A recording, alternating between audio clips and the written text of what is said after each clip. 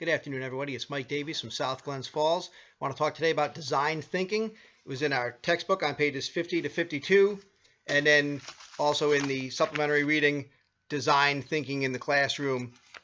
Both walked you through it very nicely and let you know what it was about. I like it for a couple of reasons. Both, it has good application just for the classroom as well as the makerspace, and also it really can change some mindset and some thinking about the process and the way we go about producing something. Part of what I liked about it was the quote by Simon Coley from the article. It is unavoidably messy in practice. I kind of like that look at education and process. I don't mind it being messy. I'm comfortable with it from the classroom. And the maker area in particular seems to lend itself well to being a little bit messy, both in process and in product. So it's got basically, the article breaks it down into 8 parts, the book into a fewer, but it's going to break down this way for the most part. Step 1, define the problem. Step 2, research the problem. Step 3, analyze the situation. Step 4, redefine the problem. 5, ideate. 6, prototype. 7, refine, and 8, repeat. So 1 through 4 are pretty straightforward. 5, ideate is when you're supposed to brainstorm and come up with what you might be creating. 6, create a prototype. 7, refine it. And then 8, be ready to repeat it as necessary.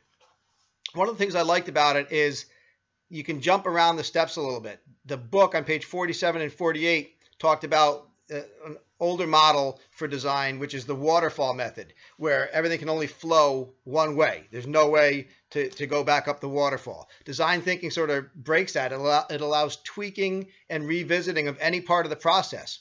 It isn't just computers that allow this. It can be a new mindset for making and for going about any process. The book also mentioned writing process, and it certainly has application there.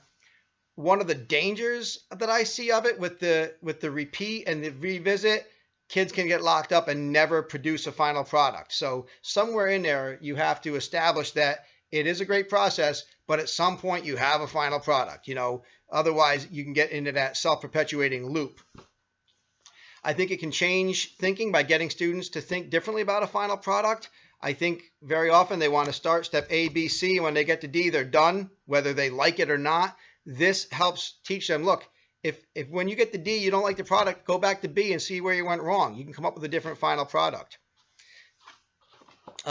So again, it's not that there's never a final product. They just need to be willing to revisit it, but at some point you have to be done. I realized for myself, I've been doing this for years as a high school English teacher, especially with my seniors. I would try to teach them for years.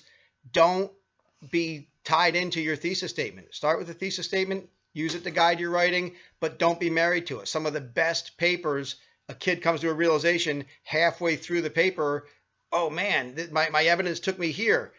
Use it, run with it, go back later and tweak your thesis. So many kids are like, no, that was my thesis. This doesn't fit, so I'll keep going in the same direction. No, and now I realize that really all is part of design thinking, even though I never really had that terminology for it before. It's more than just the writing process. There really is a difference in the design thinking where you can go back a couple steps and go from there and come up with a different final product. So I really think it can help. Again, as I said, it can help change the mindset about what constitutes a final product. The danger is don't let them get caught in that loop where they never create a final product. So I think it can be very useful.